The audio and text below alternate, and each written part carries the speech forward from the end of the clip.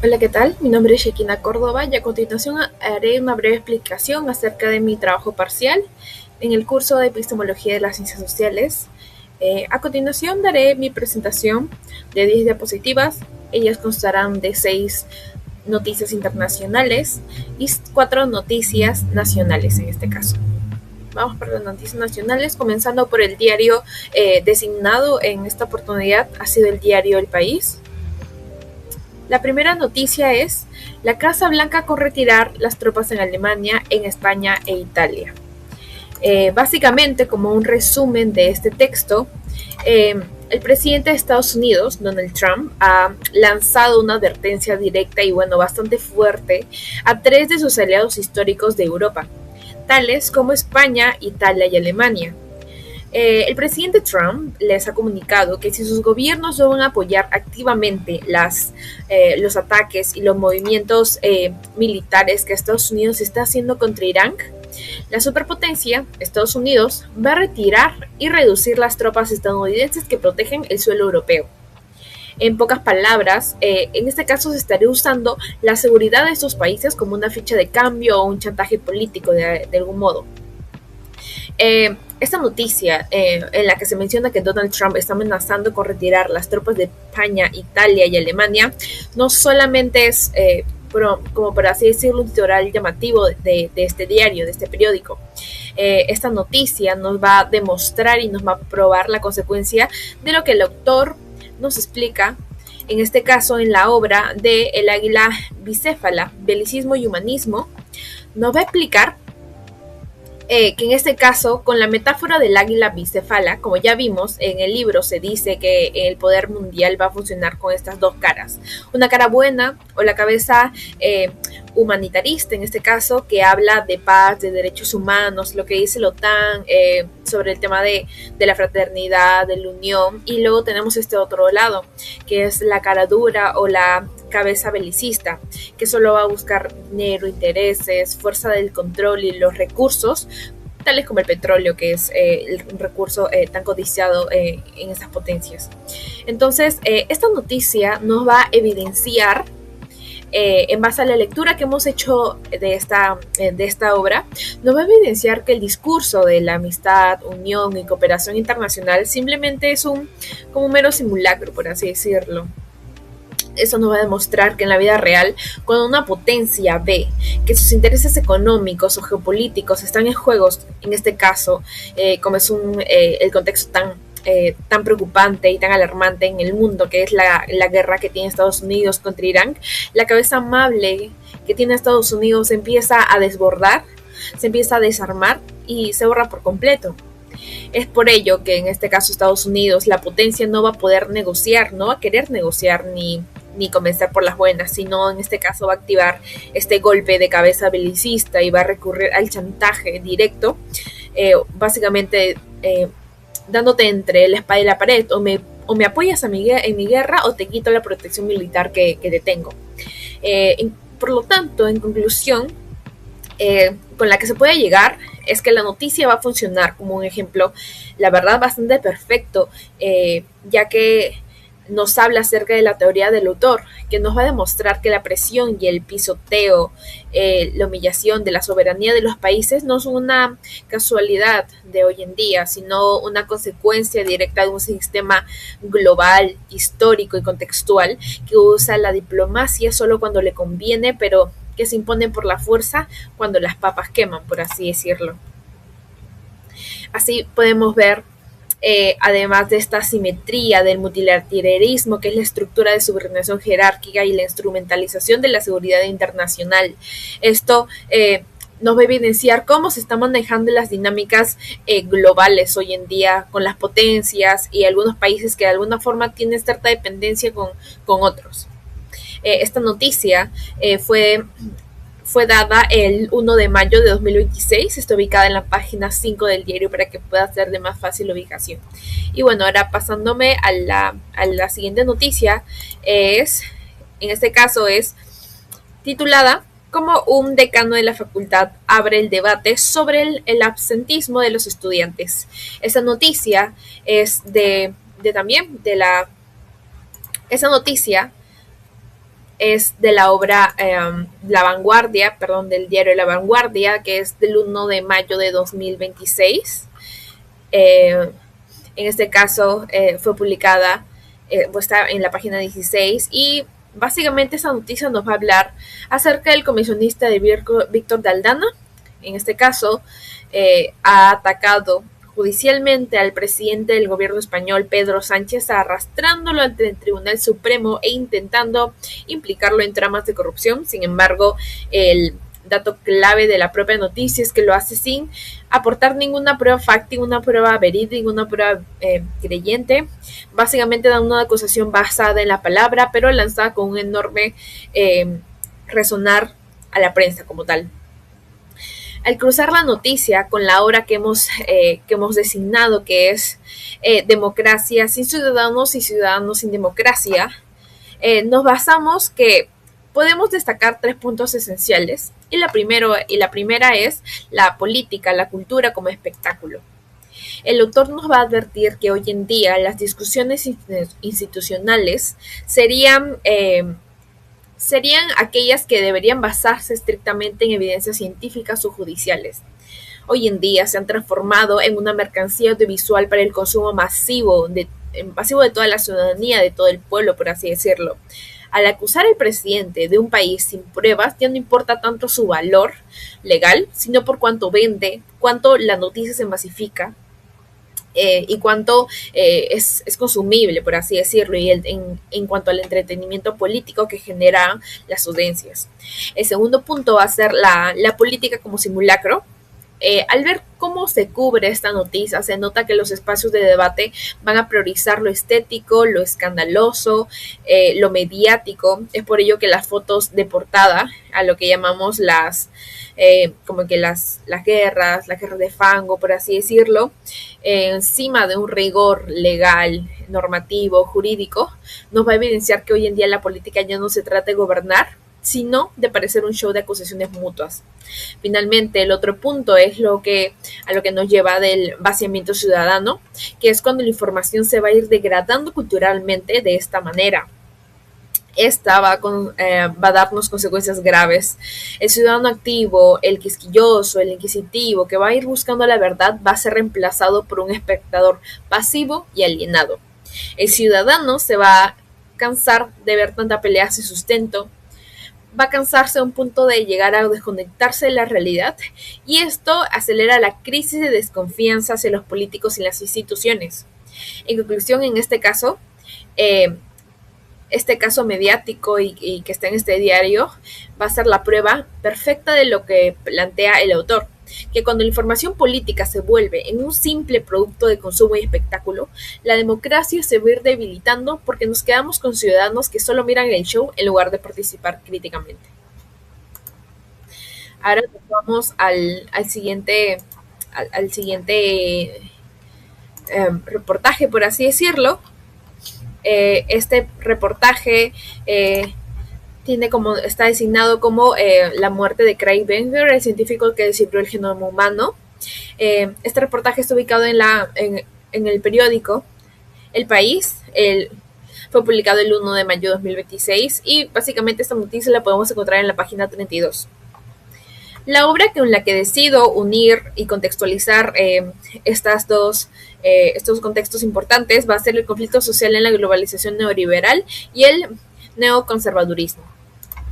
Bueno, para contextualizar un poquito acerca de esta noticia, la nota periodística nos va a informar acerca del fallecimiento de Craig Venter, el famoso científico estadounidense que hizo historia mundial al poder competir con los gobiernos para poder descifrar el genoma humano y lograr crear la primera cédula con ADN sintético en laboratorios privados.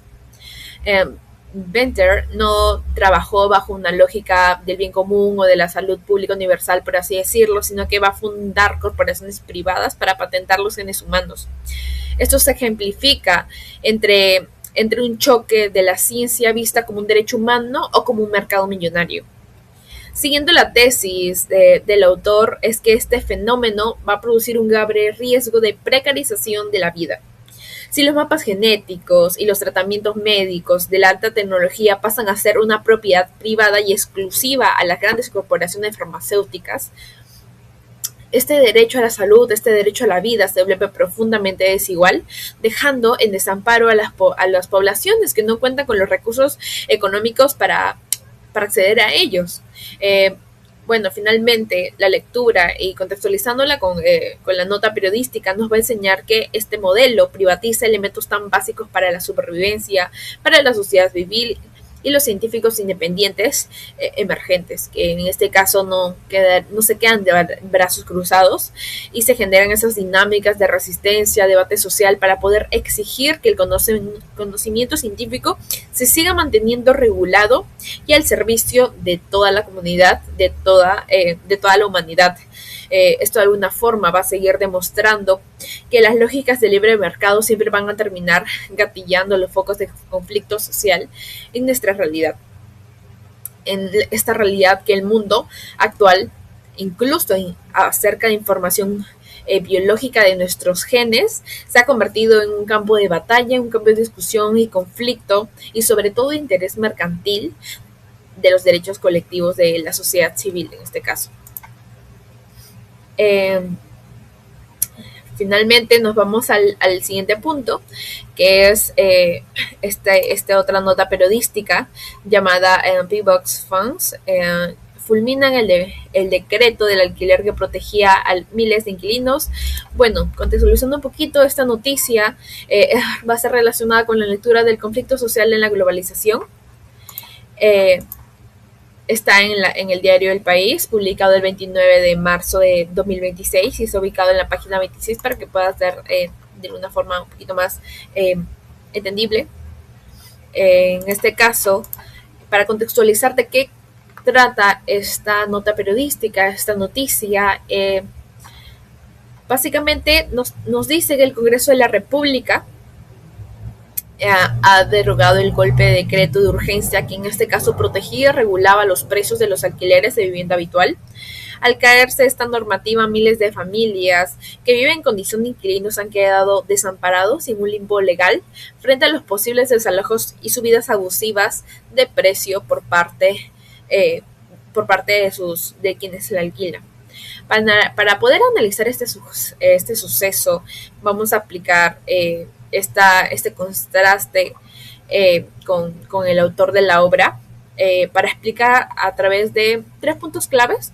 El primer punto clave es el predominio del mercado desregulado. Como el autor nos explica, la globalización neoliberal va a empujar a los estados a desregular la economía, es decir, a quitar leyes y controles bajo las promesas que el mercado se va a acomodar solo. En este caso, esta nota periodística nos va a demostrar la cruda realidad de esta tesis, que al quitar la ley de alquileres, el Estado va a priorizar la libertad absoluta del mercado y sobre todo el beneficio económico de los grandes propietarios e inversionistas individuales, dejando de lado la protección social del ciudadano común. El segundo punto clave es la sustitución del Estado, el abandono del Estado social, ya que en este caso el autor va a señalar que el modelo actual tiende a desaparecer el rol del estado de bienestar, en donde el gobierno en teoría tendría que garantizar la educación, salud y vivienda como derechos mínimos. Es por ello que la derogación de este decreto, de esta normativa, va a evidenciar empíricamente cómo las garantías públicas son abandonadas y un derecho humano básico y vital, tales como es la vivienda, deja de ser un derecho protegido y se convierte en una simple mercancía sujeta a la oferta, la demanda y la especulación. Por último, el tercer punto es la desprotección, el abandono, la desregulación en este caso del conflicto. Siguiendo la línea del autor, básicamente, cuando el sistema económico despoja a los ciudadanos en sus redes de seguridad, en este caso la estabilidad de que no van a tener un hogar y van a ser botados del lugar donde ellos suelen vivir, la sociedad civil, la ciudadanía va a tener este periodo de entrar en una crisis, ya que van a quedar desamparados por las mismas leyes del Congreso, quienes deberían garantizar su misma seguridad.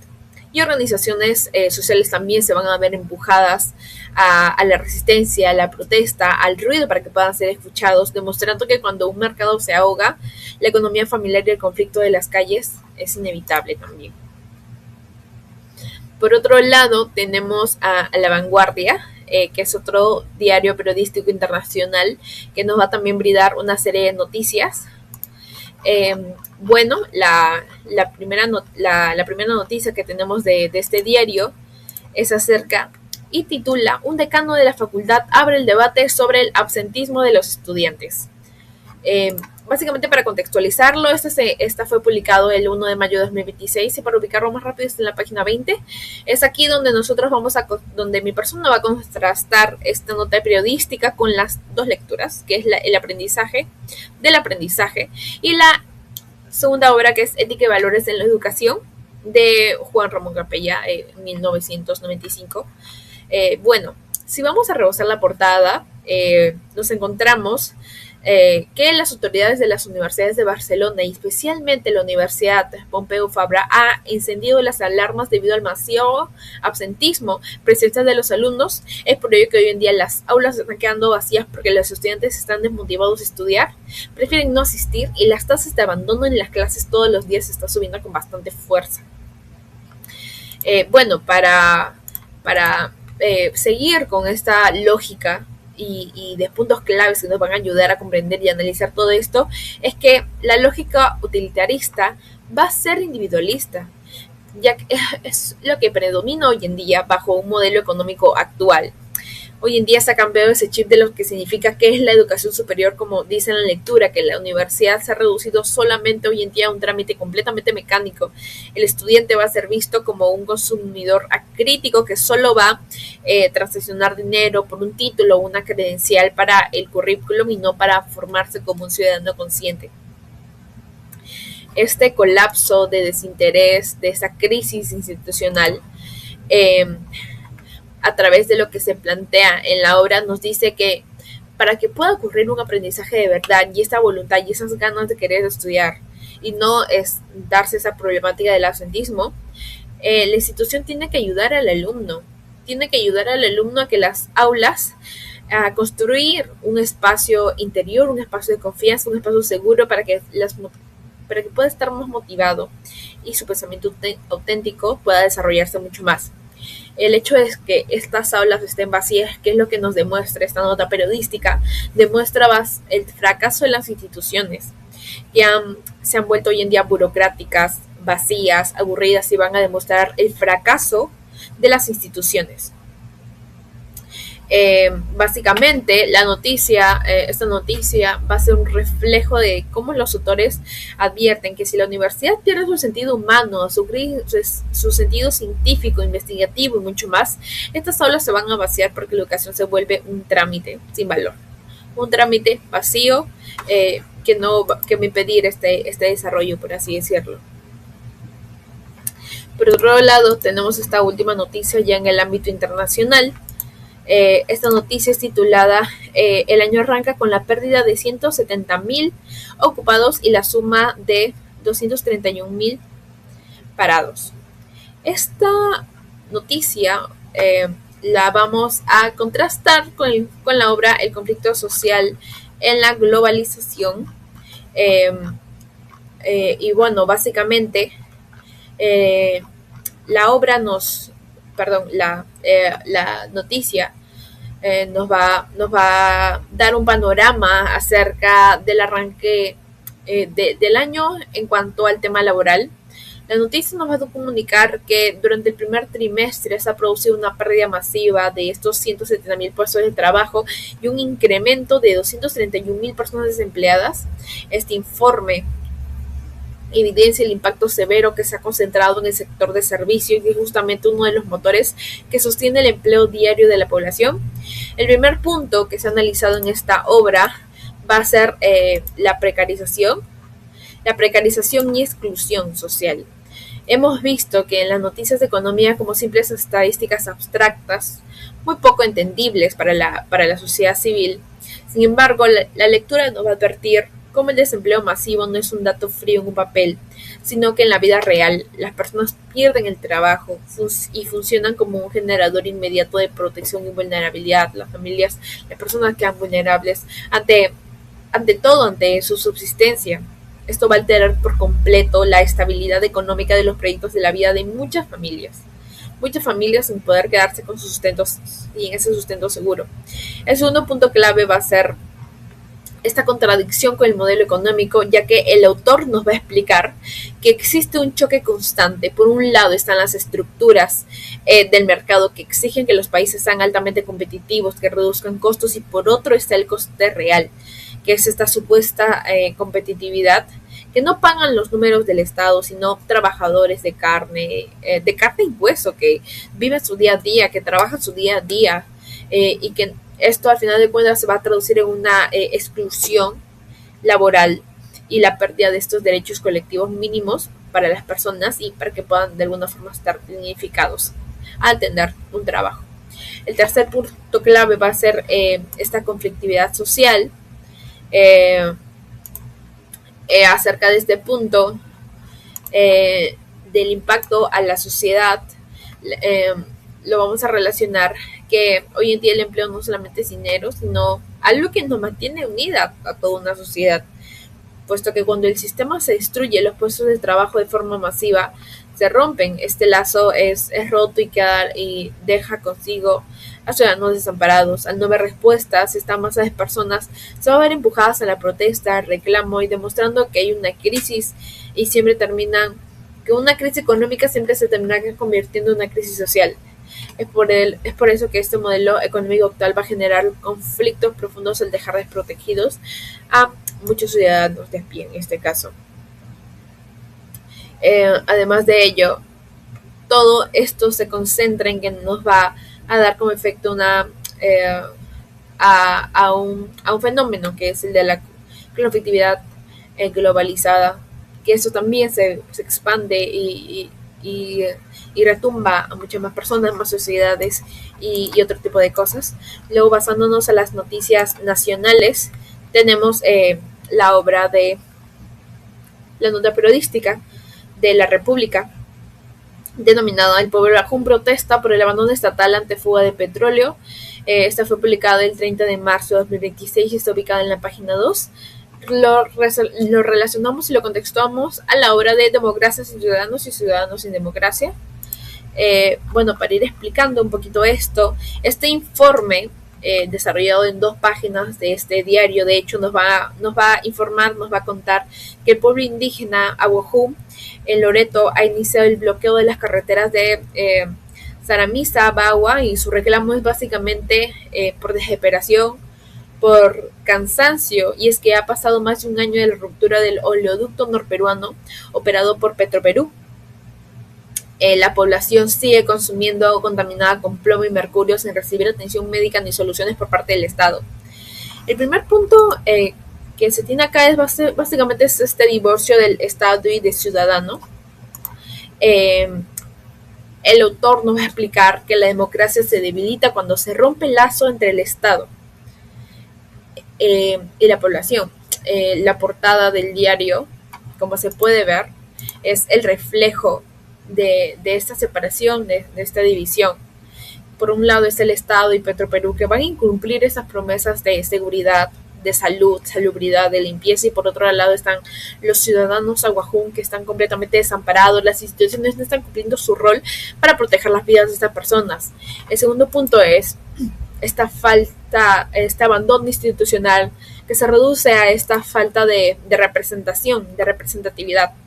Los ciudadanos van a protestar y protestan porque sienten que las autoridades oficiales no los representan ni los defienden en cuanto a sus intereses y sus necesidades. Y es aquí el caso cuando esta comunidad nativa, los Ajuajún, llevan más de un año pidiendo ayuda, y no hay ninguna respuesta, ninguna solución institucional que el mismo sistema político debería ofrecerles. Al no tener un líder ni algunos canales de apoyo, ni de ayuda, ni que puedan hablar por ellos, sufren esta exclusión dentro de su propio país, de su propia comunidad.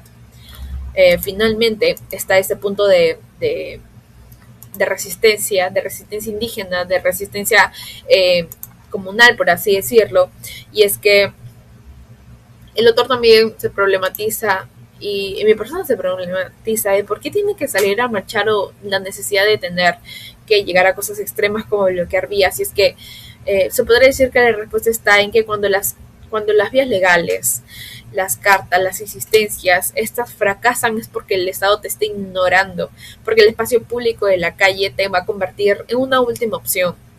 Es por ello que el bloqueo de carreteras, la destrucción, la quema de llantas y este tipo de cosas no es un simple desorden, es un simple capricho de querer generar este desorden, sino es como una única herramienta política de resistencia que les queda a los comuneros, a estas personas nativas, de forzar al gobierno a mirarlos y a defender su derecho a la salud. Eh, Al final de ello contamos con esta otra nota periodística que se denomina la intención del voto para segunda vuelta divide a Lima de las provincias. Lo unimos con esta lectura que es El animal público, haciendo antropología de los espacios urbanos, de también el diario La República, publicado el 29 de marzo de 2026 en la página 2. Bueno, básicamente en la última encuesta de IEP va a revelar un empate técnico total para la segunda vuelta presidencial. Básicamente es un panorama, pero que va a exponer esta fractura geopolítica. Lima es el bastión básicamente de Keiko Fujimori con un 41%, que es lo que se muestra en la nota estadística de este sondeo, por así decirlo, mientras que Roberto Sánchez domina ampliamente el Perú rural y las provincias con un 44%. Manuel Delgado, el autor de este libro, nos va a explicar que el espacio donde vive la gente no es neutral. Plantea que existe un choque constante en lo que se llama un país oficial, urbano, de urbe, y un país real, un país rural, un país vivido. En ese contexto, Lima va a representar como el país oficial donde se encuentran las instituciones, el dinero, los contratos, los servicios del Estado, y las provincias que representan al país real, que experimenta el día a día, hoy en día, la sociedad civil. Y que muchas veces las provincias van a sufrir estas problemáticas de exclusión, del olvido territorial. Y sobre todo, la portada de este diario va a ser el reflejo de que muchas veces es este papel, de este choque de realidades.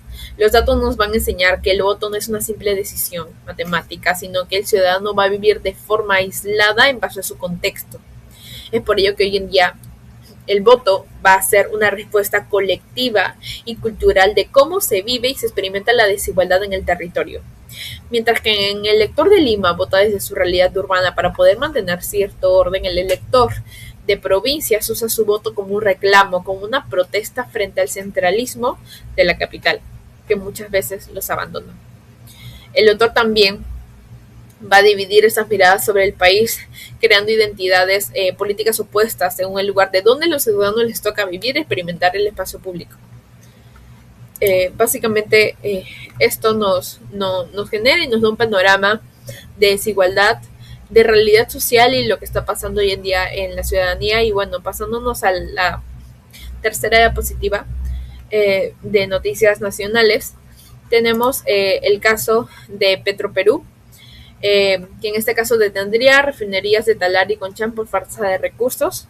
Ubicado, ya nos dirigimos al periódico El Comercio, publicado el 29 de marzo de 2026, ubicado en la página 7, y lo estamos relacionando con el libro Utopías e Ilusiones Naturales de Francisco Fernández Buey, de 2007. Bueno, el titular de esta nota periodística es que la petrolera Petroperú, la petrolera estatal, ha tocado fondo debido a una severa crisis financiera y obligándola a pedirle al Ejecutivo un rescate de $200 millones para no paralizar por completo sus refinerías de Talara, Conchán e Iquitos. Pero para entrar a fondo a esto, el autor, y relacionando, el autor nos va a dar una reflexión acerca de el bien común, la protección de los derechos y recursos de una sociedad. La noticia va a exponer materia de crisis real, pero que se esconde un choque ideológico muy fuerte desde una postura neoliberal pura que argumenta que una empresa pública ineficiente debe someterse a la lógica del libre mercado y si esta da pérdidas, privatizarse o cerrarse porque no genere rentabilidad financiera.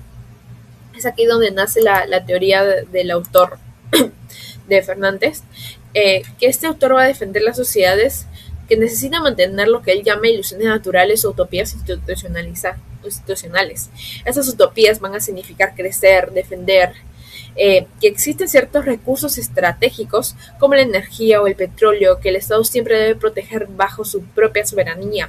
¿Y por qué el fin de una empresa pública no debe ser simplemente el fin de ganar de una empresa pública no debe ser simplemente el ganar dineros o, o regular algo, sino las empresas, tanto públicas como privadas, tienen que garantizar el bienestar de la población. En el caso de Petroperú, los números, las cifras, van a ser un reflejo de lo que plantea y la constante lucha entre reducir los recursos de un país a una simple mercancía comercial y defenderlos en un espacio público estratégico para la soberanía de protección de la sociedad. Ya finalmente contamos con esta última noticia denominada Israel y Alemania rechazan el discurso antisemita de Balcázar. Bueno, esta noticia es del diario El Comercio del 30 de marzo de 2026, ubicado en la página 6, y lo relacionamos con la obra Democracia sin ciudadanos y ciudadanos sin democracia. Básicamente, este titular nos va a reportar que las embajadas de Israel y Alemania emitieron una dura crítica internacional contra el presidente del Congreso peruano, quien actualmente es el presidente de la República, ya que este funcionario afirmó de manera errónea que los judíos empujaron a los alemanes a la Segunda Guerra Mundial. Ambas delegaciones diplomáticas calificaron un dicho como un absurdo e inaceptable que atenta contra la memoria de millones de víctimas del Holocausto. El autor nos va a explicar en su obra que la crisis de la democracia contemporánea no es solamente un problema de leyes y economía, sino que está amarrada a la degradación cultural del discurso político. Es por ello que esta portada del Comercio, de esta noticia, de esta nota periodística, encaja a esta idea perfectamente, y vemos como una máxima autoridad de una institución del Estado habla sin ningún rigor histórico, lanzando ofensas desde el poder. El autor también nos va a advertir que este debate político actual ha abandonado los argumentos racionales y científicos y los ha sustituido por discursos netamente extremistas, prejuiciosos y estereotipados. El caso del presidente Balcázar es el ejemplo vivo de eso. El recurrir a falacias históricas para poder atacar la identidad de una comunidad es, la verdad, bastante bajo, según lo que plantean estas dos delegaciones internacionales.